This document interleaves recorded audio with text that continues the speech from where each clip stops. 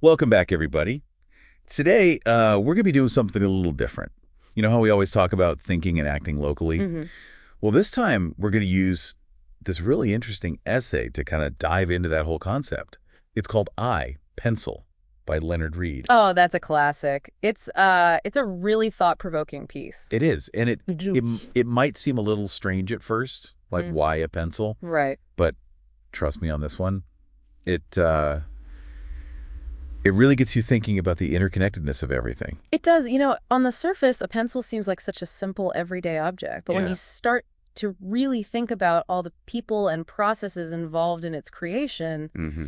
it's mind-boggling. Exactly. Like Reed talks about how the wood for the pencil comes from cedar trees in Oregon, Right. and the graphite comes from mines in Sri Lanka. And the eraser. Did you know the eraser uses pumice from Italy and rapeseed oil from the Dutch East Indies? I did not know that. Yeah. And that's just the tip of the iceberg. Right. There are so many other components. Absolutely. There's the clay, the wax, the metal, for the ferrule, the paint. I mean, it goes on and on. And the crazy thing is that no single person knows how to make a pencil from scratch. That's Reed's main point. It's this idea of distributed knowledge. Mhm. No one person possesses all the knowledge needed to create even this seemingly simple object.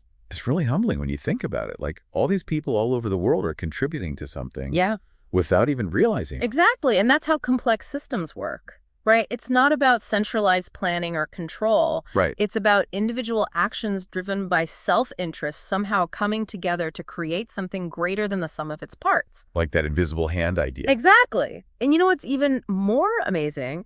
This whole process happens without anyone really being in charge.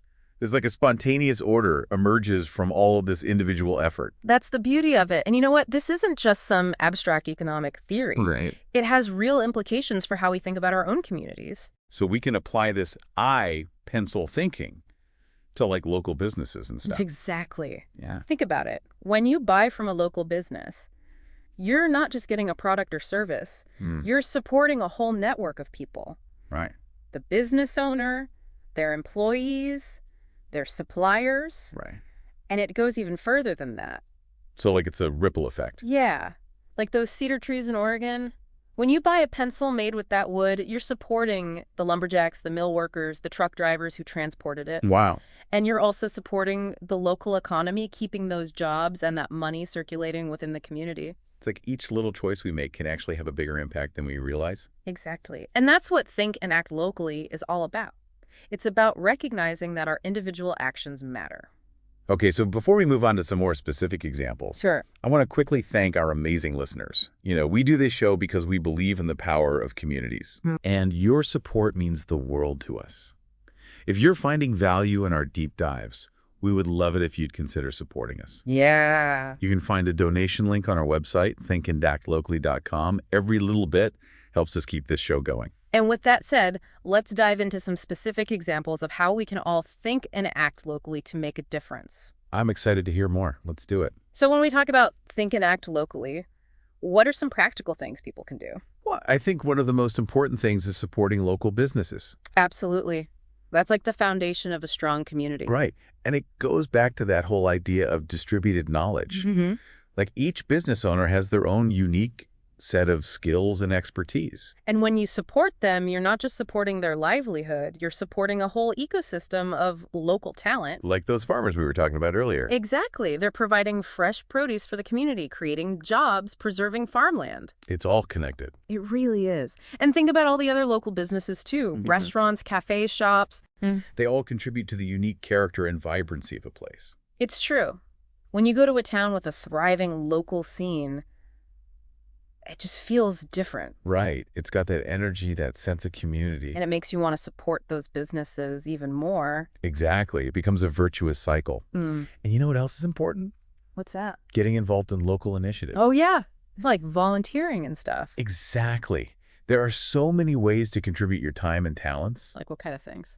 Well, you could volunteer at a local school or library. Mm-hmm. You could join a community garden. Well, that's a good one. Or you could even just help out an elderly neighbor with their groceries or yard work. You know, it's funny because sometimes we think we need to do something grand or heroic to make a difference. But it's really the small everyday actions that add up. Absolutely. Like Read says in his essay, I Pencil came about because of the actions of millions of individuals, Hmm. each one contributing their small part to a much larger whole. And it's the same with our communities. Exactly. We all have something to offer, whether it's our time, our skills, our money. And when we combine those efforts, we can create something truly remarkable. So don't underestimate the power of your individual actions. Right. Think and act locally. And watch how those ripples spread outwards, creating a more vibrant and resilient community for everyone. It's amazing to think that something as simple as a pencil can teach us so much about community and interconnectedness. It really is. It's like Reid was trying to show us that even the most ordinary objects have extraordinary stories behind them. And those stories are all about people. Exactly. The pencil is a testament to human ingenuity, collaboration, and the power of individual action.